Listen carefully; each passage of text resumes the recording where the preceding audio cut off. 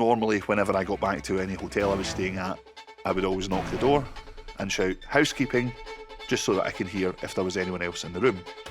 But this time I didn't do that because my hands were full of bags. So the door opened and I walked in. I was coming up right behind him, and my partner was inside the room. All hell broke loose. I think I was shocked, really, at first. I'd never had my hands put behind my back like that before. How dare you? You know, I haven't done anything wrong. He was very cocky, and he thought that he could talk his way out of it. I think I might have been a bit rude to Danny Bell. He didn't want me to have his passport. He told me it was the property of the Queen. I said, well, we work with the Queen too, so. He was very defensive of the passport. He can't go anywhere without it.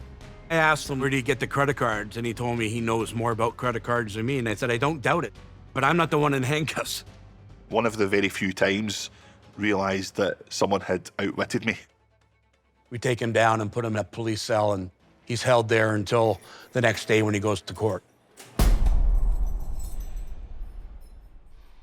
To me, Elliot was very much a digital persona. He was a name, he was an email address. It wasn't until he was arrested in Canada that I got my first glimpse of him. And when you catch your man, it's exciting. It's the sign that you did your job.